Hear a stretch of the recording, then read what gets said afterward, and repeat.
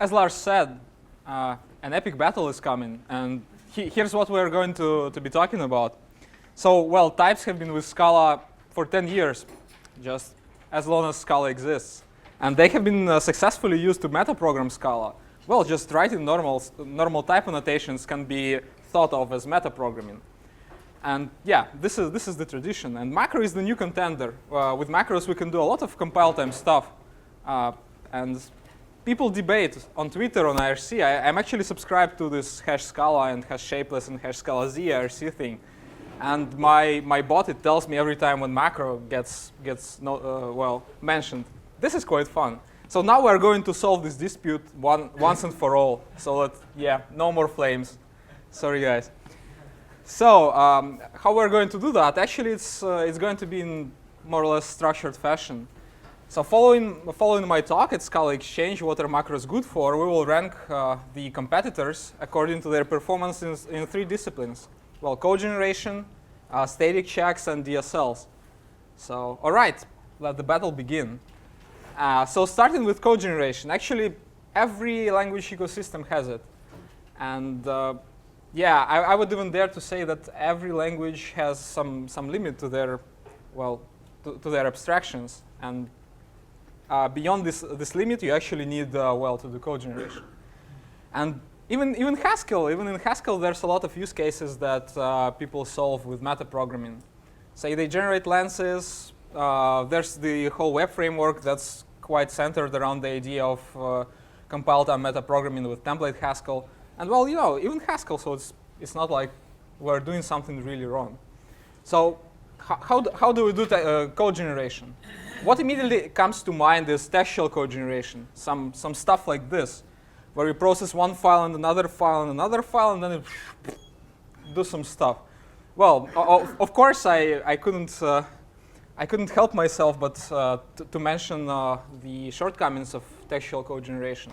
Well, obviously, when you manipulate strings, things are not funny.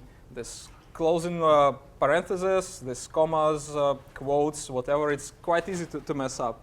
And secondly, code generators, they have little knowledge about the structure of the program they're compiling, about the types, about, well, declared classes and things like that.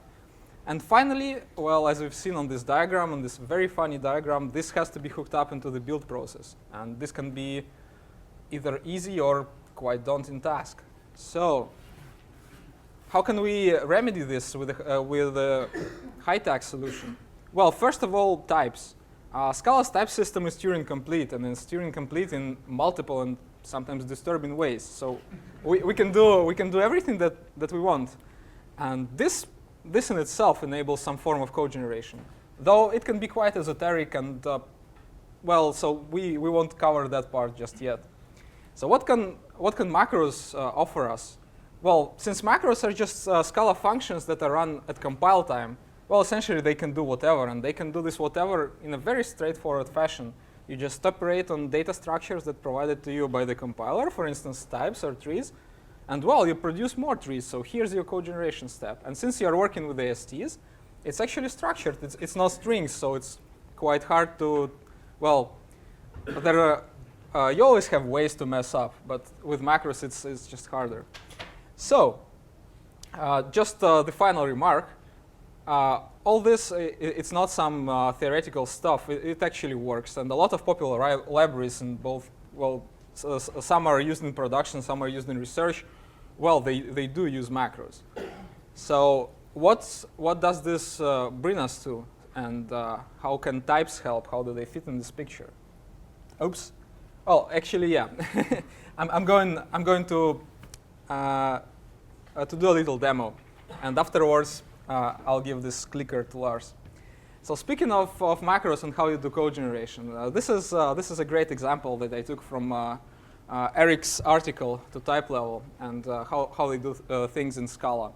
So this particular nice function that does some addition and then multiplication, it's a great illustration of how very high-level abstractions work in Scala. So with Scala, it's easy to write pretty code, pretty generic polymorphic code, but well, unfortunately, how it compiles down to something that's not very efficient in a lot of cases. So For instance, here we have a lot of object creations that are completely unnecessary just to wrap some existing functionality. And well, this ends up being slow if you run this millions and millions of times.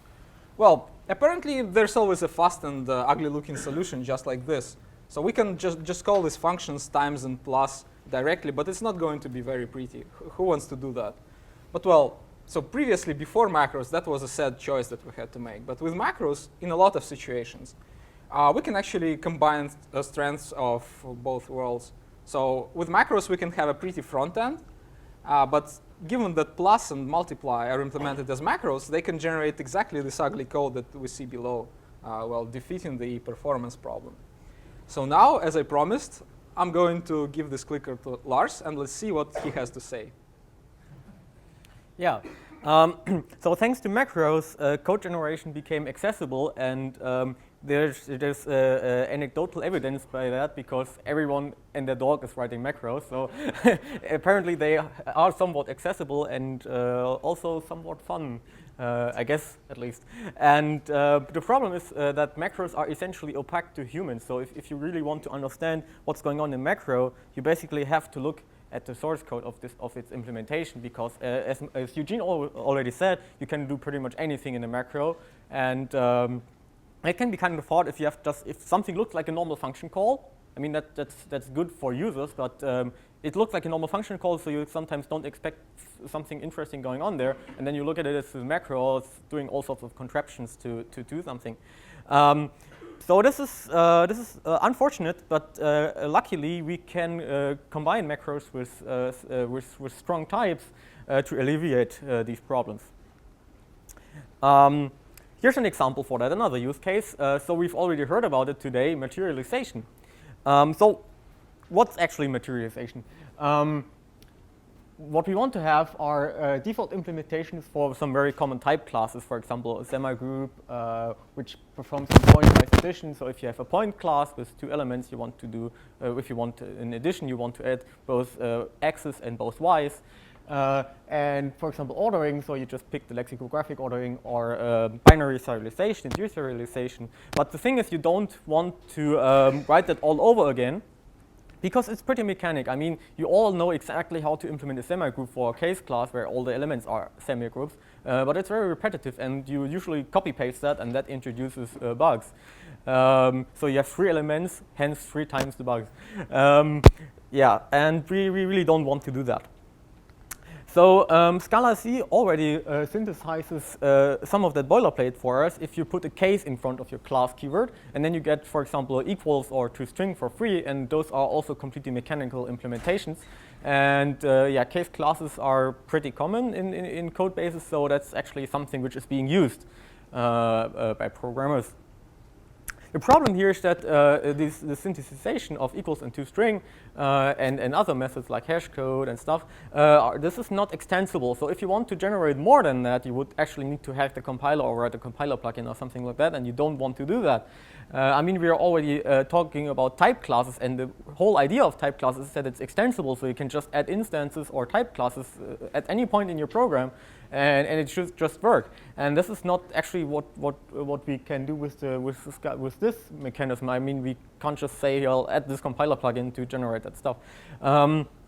So the solution here is to use a materialization mechanism, which is itself based on type classes. So you have a type class called type class, and yes, this is actually a type class in Shapeless, which basically describes how to derive those instances, and this is these are implemented in plain Scala, and then those are getting picked up by an implicit macro, and it kind of puts these together in certain ways, and then you get your instance.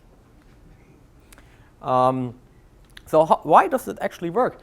You know, like in languages like Haskell, type classes and instances are different syntactic categories. You have a keyword class and your keyword instance, and it has a special case in type inference.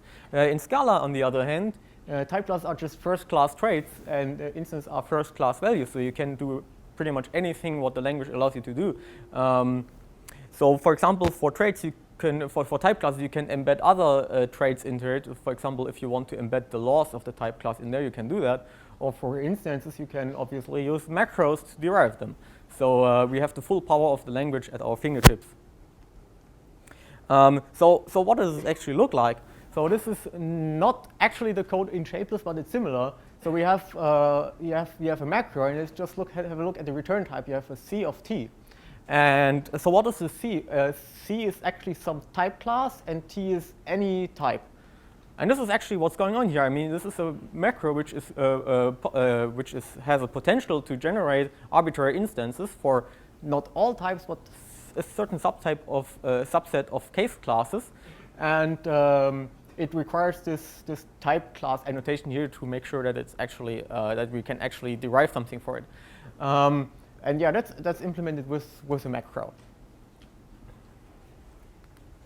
Yeah. So as I already said, it has been first introduced in Shapeless, and it closely follows what's possible in Haskell by writing deriving EQ or deriving show or something like that. The mechanisms are pretty similar, and the advantage here is that this mechanism is actually extensible without modifying the macro. So if you want, if you're a library author and you write an awesome type class and want to have instances for it generated, you just implement ways how to combine instances in certain ways, and then you can just import it, and this macro will pick it up and produce instances for your awesome type class for you.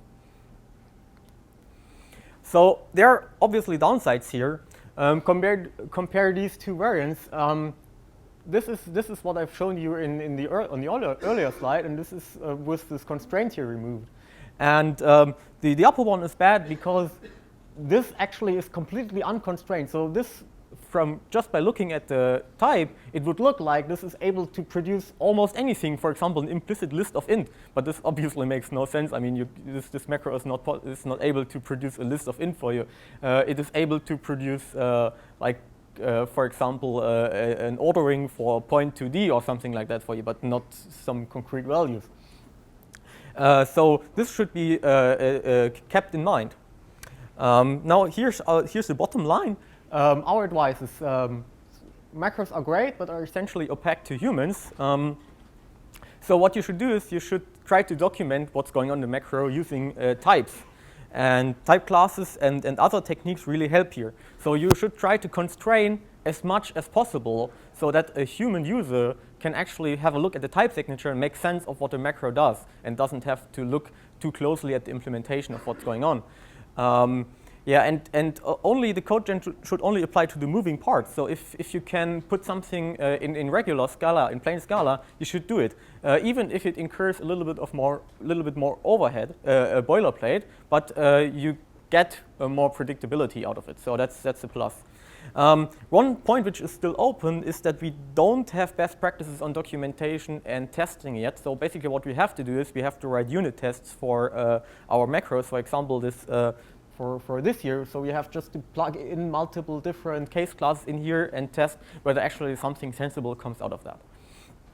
And the same goes for documentation. We have to be pretty specific about what's going on, and we, as a community, need to elaborate a bit on what we expect from macro documentation and macro testing. Okay, so that's the first discipline. And here's the second one, static checks. And we have seen that phrase today already in a slightly different phrasing. And the really important sentence in here is the proving the absence of certain program behaviors. And there's another quote, I don't know from which it was, but it said something like, type systems are the most used of kind of formal verification by 2 orders of magnitude or something like that. Was it Peyton-Jones? I'm not sure about that. Anyway, so type systems allow you to prove the absence of certain program behaviors, so a certain class of errors can't even occur, and that's what static type systems are about. And as we've already heard in the first talk today, Scala has a sophisticated type system with multiple interesting features here, and there are at least 2 Turing machines lying in there. So we should leverage that, and we can do type computations with it. The mechanism we are choosing here for this talk are implicits, and type computation using implicits can solve quite a number of interesting problems. For example, higher order unification. Does anybody know 2712, the ticket? So it's a very long-standing ticket which basically says if you have a function which operates on functors, for example, so it expects a type constructor with just one type argument, but you put an either or a validation or something into it with two type arguments, the Scala compiler cannot make heads or tails of it. You have a type constructor with one argument here and with two type arguments there, and it's just like it can't do that. There's a trick called unapply, which is employed heavily in Scala Z, which uses implicit lookup to alleviate that problem.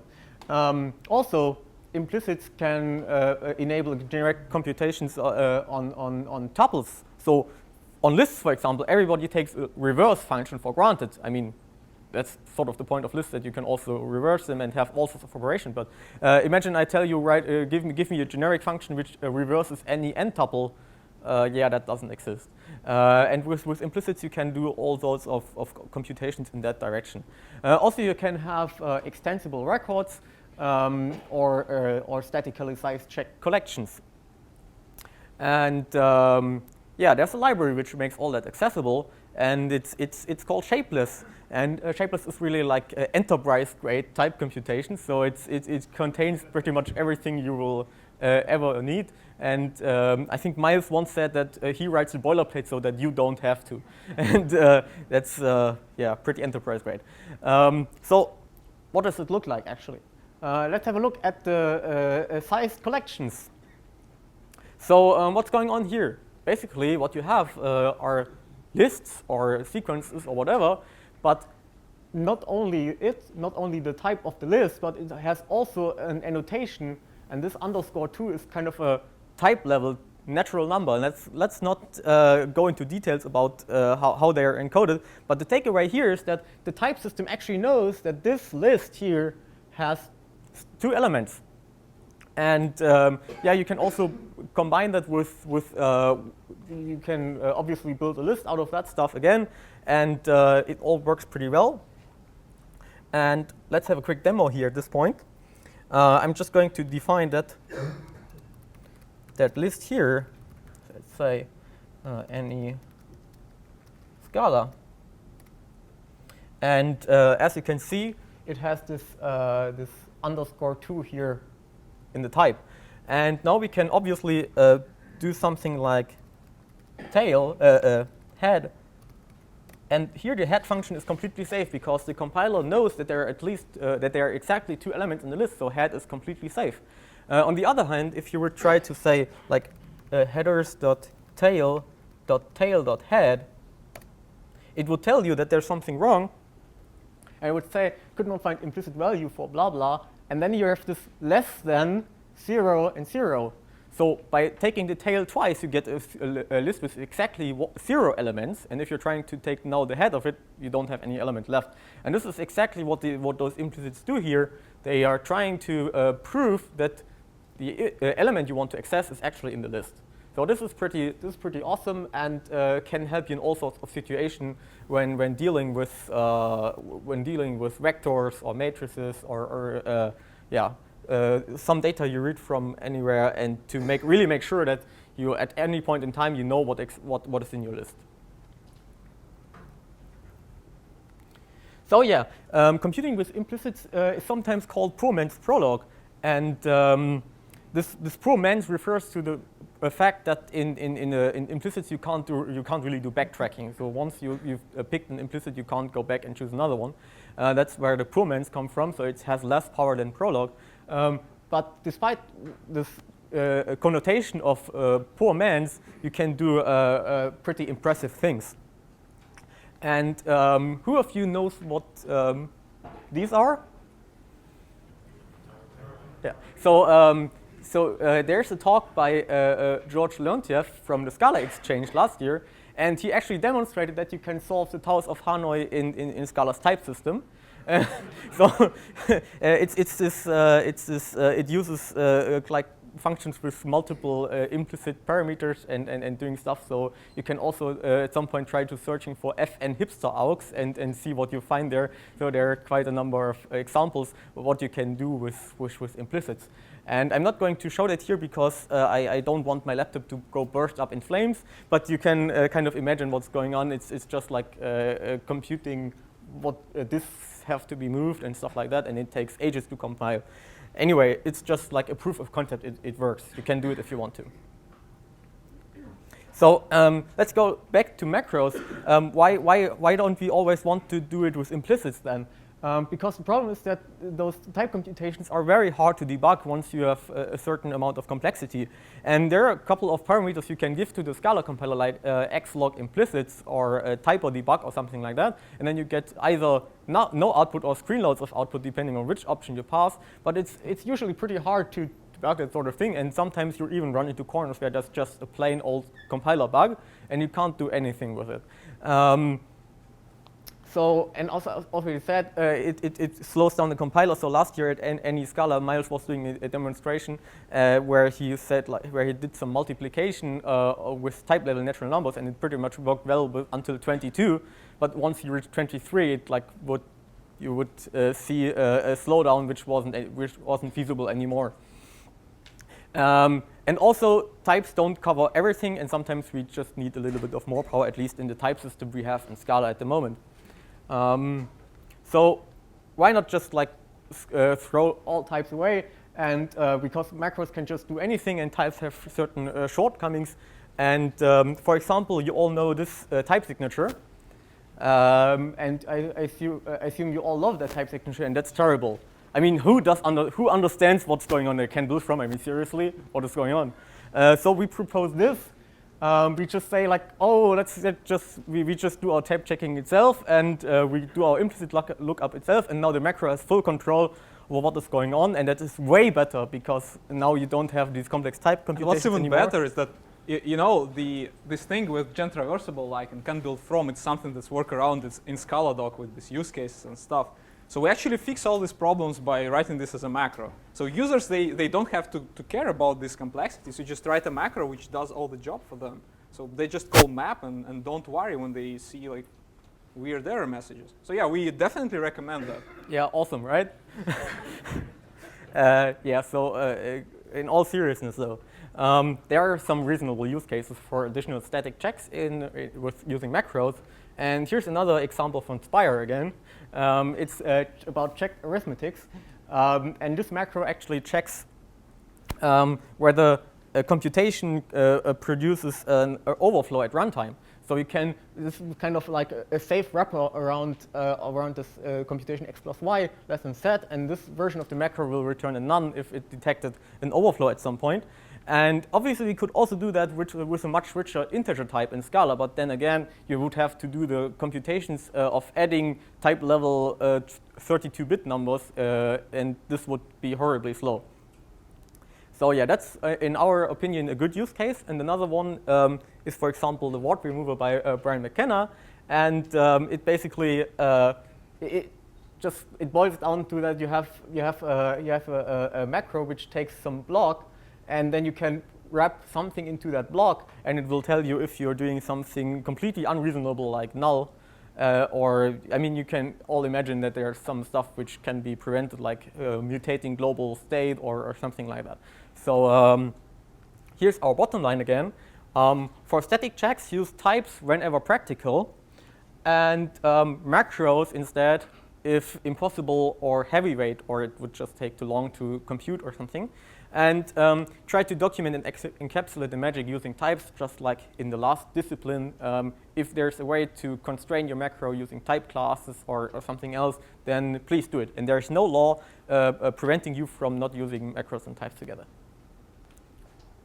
All right. So just the final third part of our talk, and it's going to be about DSLs.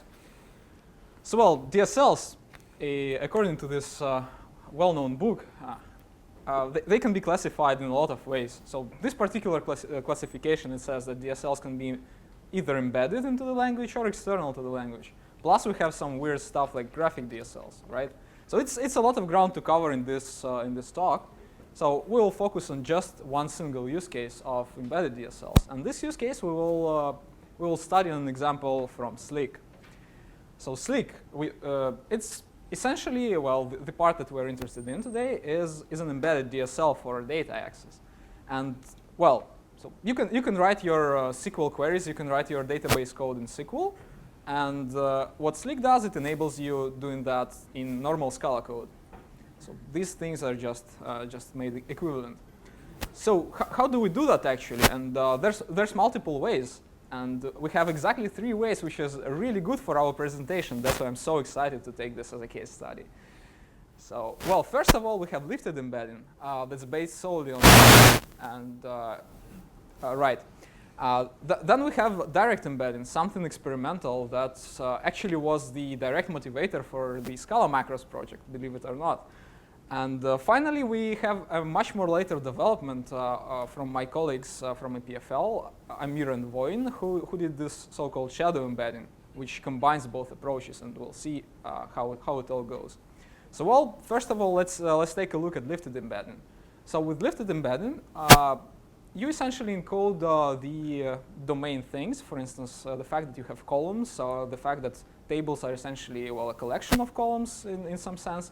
You express this in an extra layer of types. And it's all quite well, and as Lars mentioned, Scala's type system is very, very rich, and you can state amazingly precise facts about this stuff. But, well, unfortunately, at times this gets heavyweight. So if we take a look at this example query, and if we try to print out the types that we use, you do this using -x print :type or -x print -types, of course. Then you'll discover that the types here are not exactly what you think, probably. So we don't operate with normal values. We operate them with values lifted, well, one level up, essentially. So here's the type layer. And, well, this in itself is not a disadvantage or whatnot.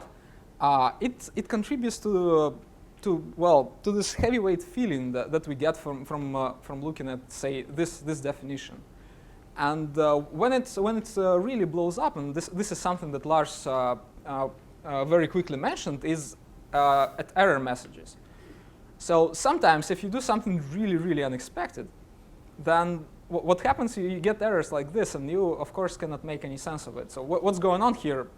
I didn't realize this myself when Amir did a presentation of his master's thesis in our lab. And then Stefan commented that this all happens because lifted embedding doesn't support ifs. So can you imagine that? So try connecting these facts. So yeah, this is just an overall feeling of lifted embedding. It works quite well, and it has a huge history that goes way back to Scala Query, Stefan's original project that became Slick. But well, there are some downsides to that. So enter macros. So what macros can do for us here? Well, with macros, we don't need extra machinery to virtualize Scala code. I mean, take queries and transform them to SQL. With macros, we just automatically virtualize everything that's an argument of a macro. And therefore, it all happens naturally. And well, all these types, they're just normal types. If you operate on integers and on strings, here you go. You just have ints and strings. And therefore, well, error messages, they're really going to make sense. But here's another problem, and this is going to be a recurring theme that Lars has covered over and over again in his part, which is, since macros can do whatever, we have to be really careful to make sure that this whatever is what we need. And this is how this thing manifests itself in direct embedding. And well, so here we go. Imagine that we call toDouble, which is a function that's apparently unsupported by Slick. So this is going to compile just fine, and it will explode at runtime, because macro is not smart enough to check that toDouble is actually not supported. And here's what you get when you try to re-implement type systems. So when you try to reinvent something, here's what you get, and we've already seen that today. And this is what we would like to avoid. So how do we do that?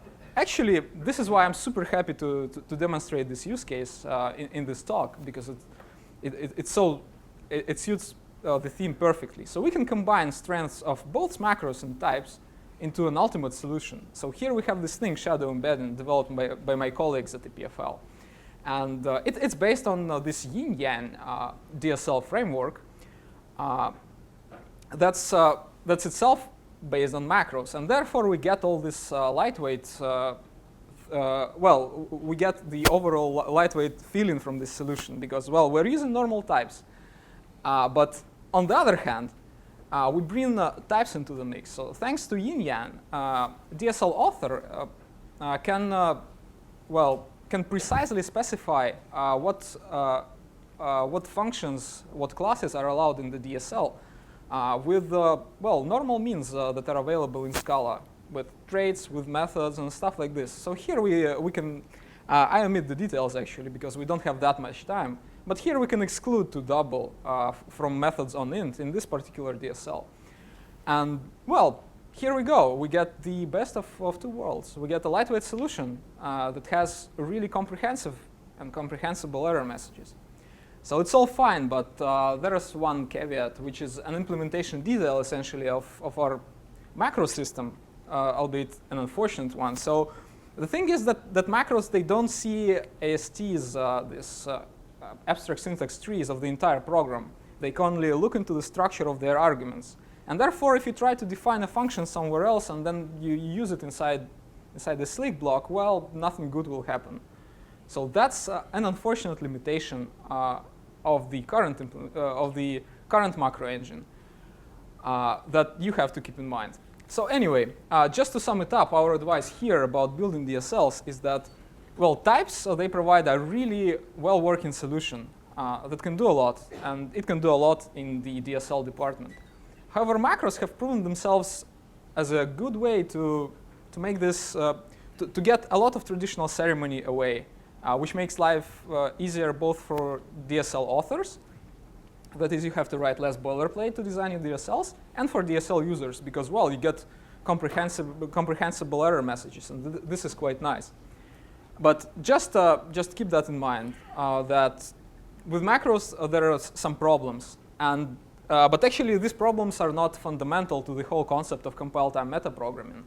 And, well, actually, we are working on this. And this is something that hopefully I'll get to present in tomorrow during the unconference. So anyway, just to sum it up, again and again, if you go with the compile-time metaprogramming route with macros, please try to document your intent at any point. So types are amazing at documentation, at providing static metadata that the compiler can then validate and that your users can eyeball and make sense of. So try to write type ascriptions as much as possible if you're using macros. All right, this brings us to the conclusion of our talk. And just to sum it up, what we've heard today. So, well, types, they're declarative, but they get this declarativeness at the expense of some power loss. And sometimes you do need this extra power to pull off some really complex stuff. And here you go. Since Scala 2.10, you have macros. And macros are amazing. They give you as much power as you need and even more. And so you can literally reshape the language to your will. And that's quite nice.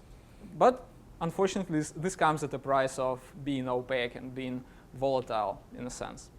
So this is the initial dilemma that well, gave rise to this talk. And here's where we started. So what's the bottom line? Well, the bottom line is, as we've seen, both macros and types, they have their strong points. And you as, program designers, you have to be aware of them. And you have to make sane choices. So essentially embrace reason and use whatever works best for you, whatever's simpler, right?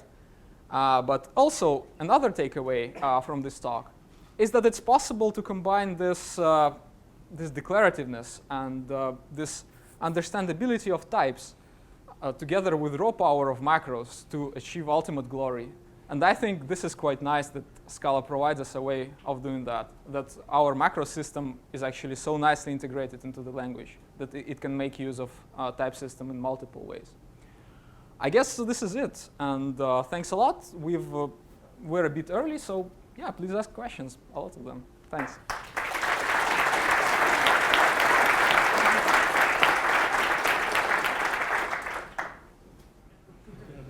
Well, this is actually a fusion reactor. So here we have types, magnets, and here we have a thermonuclear explosion.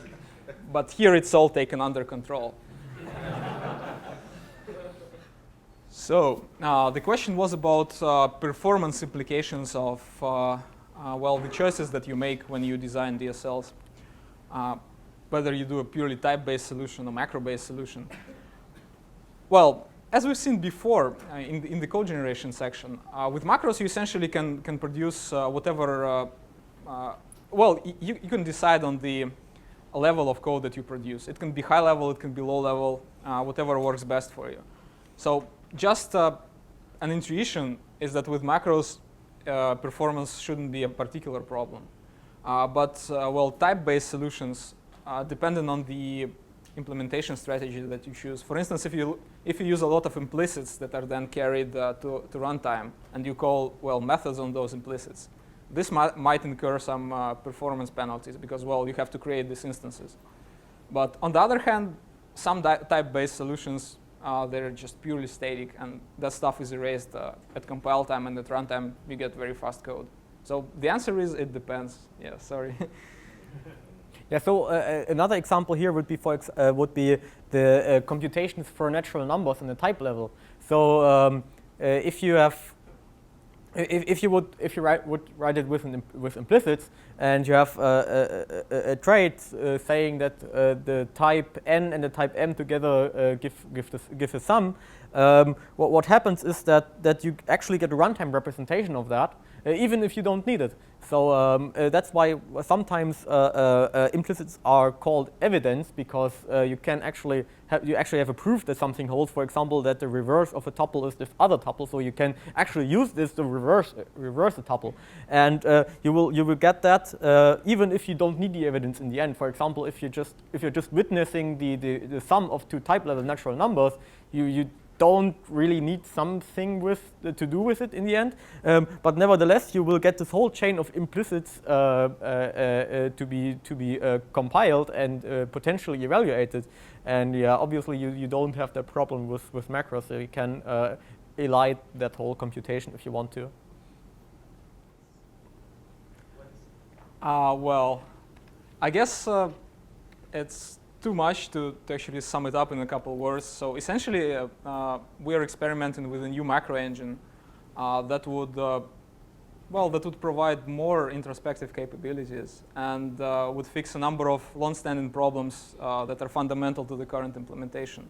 For instance, separate compilation, which will be gone. But more details, really, if I get a chance to talk tomorrow, I have a whole set of slides that are going to present something.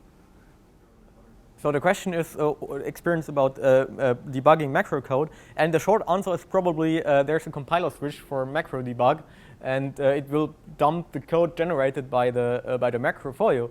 And in some cases, if you're really want to know where your generated code went wrong, you just have to. What you basically do is you can copy paste that in some way, because it's pretty printed, and put it into actual source file and then debug that. And yeah, so that's the short answer. Do you have a longer answer? Well, essentially, speaking of debugging, we have two aspects of that. The first aspect is how do you debug, well, the code generator logic, and the second answer, how do you debug generated code? So the first question has an easy answer. You just use whatever means of debugging that you have. So macros are normal functions that are executed by the compiler. So you fire up the compiler in your debugger, or you use prints or whatnot, and yeah, you get this and you debug this as a usual JVM program. But speaking of generated code, yeah, this is tough because, well, no one actually gets to see it. And well, this is also something that we're working on in this bigger project with re-engineering of our macro engine. Oh, right, but you don't see the source code. So therefore, for instance, where do you put breakpoint on, and what should your IDE display? So of course it can display JVM bytecodes, but that's probably going to be low level.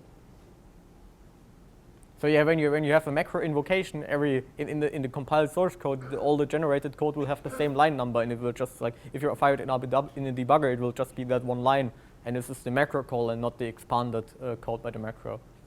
Yeah, that's right. So please go ahead. Okay. Okay, so thanks a lot.